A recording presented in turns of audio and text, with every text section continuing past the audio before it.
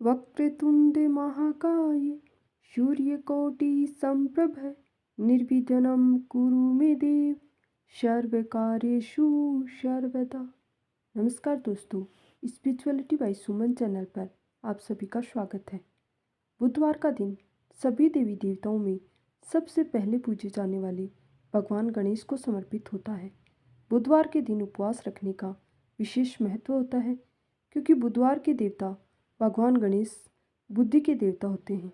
भगवान का व्रत रखने वाले जातक को बुद्धि सभी प्रकार से उसे ज्ञान की प्राप्ति होती है। हिंदू धार्मिक मान्यताओं के अनुसार सप्ताह के सभी 7 दिन अलग अलग देवी देवताओं को समर्पित होते हैं, फिर उन्हीं के अनुसार पूजा आराधना की जाती है। बुधवार का दिन सभी देवी देवताओं में सबसे पहले पूजे जाने वाले भगवान गणेश को समर्पित होता है।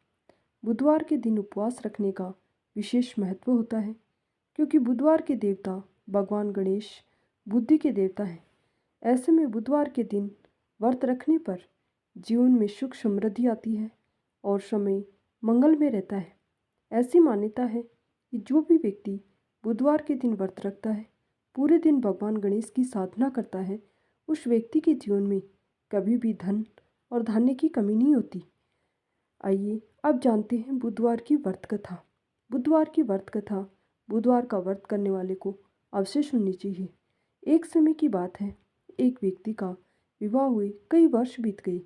विवाह के बाद उसकी पत्नी एक बार अपने मायके गई हुई। पत्नी के मायके में रहने के कई दिनों के बाद उसका पति अपनी पत्नी को विदा करवाने के लिए ससुराल पहुंचा।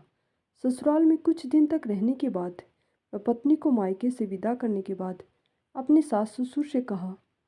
बुधवार का दिन होने के कारण उसके सास ससुर ने कहा कि इस दिन बेटी ससुराल से नहीं जा सकती, इस कारण विदाई नहीं हो सकती इसकी।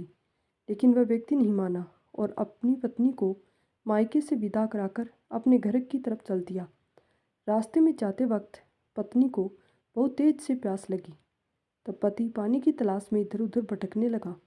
काफ़ी देर के बाद जब वह पानी लेकर वापस लौटा तो उसने देखा कि पत्नी के पास उसी की वेशभूषा में कोई अन्य व्यक्ति पत्नी के संग बैठकर बातें करता हुआ दिखाई देता है। दोनों व्यक्ति आपस में लड़ने लगे कि पहले व्यक्ति ने गुस्से में दूसरे व्यक्ति से पूछने लगा कि वह कौन है और क्यों उसकी पत्नी के साथ बैठकर बातें कर रहा है। वो पानी लेने गया, पति भी वह आपस में लड़ने लगा कि नहीं, ये मेरी पत्नी है। पास बैठा व्यक्ति अपनी पत्नी बताने लगा, फिर आपस में लड़ने लगे। दूसरे व्यक्ति ने कहा कि ये मेरी पत्नी है, पहले ने कहा कि ये मेरी पत्नी है। दोनों के बीच भयानक लड़ाई होने लगी। तब वहाँ पर कुछ सिपाही आ गए और स्त्री से उसके असली पति के बारे में पूछने लगे। दोनों व्यक्ति को देखकर स्त्री हैरान हो गई कि कौन मेरा पति है। वह दुविधा में पड़ गई, क्योंकि दोनों एक जैसे ही लग रहे थे। तब पहला व्यक्ति परेशान होकर मन में कहा कि भगवान, ये आपकी कैसी लीला है। तभी आकाशवाणी हुई कि बुधवार के दिन पत्नी को विदा करवाकर नहीं ले जाना चाहिए था। यह सब सुनकर पहला व्यक्ति समझ गया कि यह भगवान बुद्ध की ही लीला है। फिर वह व्यक्ति बुद्धदेव से प्रार्थना करने लगा और क्षमा मांगने लगा, तो भगवान बुद्धदेव उस पर राजी हो गए। फिर फौरन ही बुद्धदेव अंतर्ध्यान हो गए और उस व्यक्ति को अपनी पत्नी मिल गई। तभी से हर दिन बुधवार के दिन भगवान गणेश की पूजा की जाने लगी। जो भी भगवान गणेश की पूजा करते हैं, उनके अटके हुए काज संवर जाते हैं, उनका हर दिन सफल बन जाता है। आइए अब बुधवार की दूसरी कथा सुनते हैं। पौराणिक कथा के अनुसार एक बुढ़िया माई रोज मिट्टी के गणेश जी की पूजा करती, लेकिन वो रोज गणेश जी की प्रतिमा बनाए और वो रोज ही गल जाए। उसके घर के सामने एक बार किसी सेठ जी का मकान बन रहा था। बुढ़िया माई ने मकान बनाने वाला कारीगरों से बोला, भाई, मेरे मिट्टी के बनाए गणेश जी रोज ही गल जाते हैं, आप मुझे पूजा के लिए पत्थर से गणेश जी बना दो, आपकी कृपा होगी।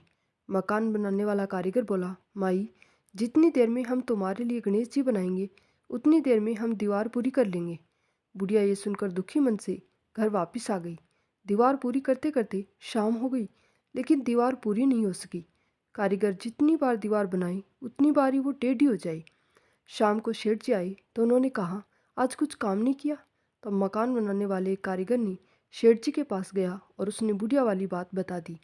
तब सेठ जी ने बुढ़िया माई के घर गए और उनसे कहा कि माई, तुम हमारी दीवार सीधी कर दो, हम तुम्हें एक सोने के गणेश जी को बनवा कर दे देंगे। गणेश जी ने ये सुनते ही सेठ जी की दीवार सीधी कर दी। सेठ जी ने बुढ़िया को सोने का गणेश जी बनवा दिया। हे विनायक जी महाराज, हे गणेश जी महाराज, जैसे आपने सेठ जी की दीवार सीधी करी, वैसे ही हमारे भी सभी कार्य सिद्ध कर देना। धन्यवाद।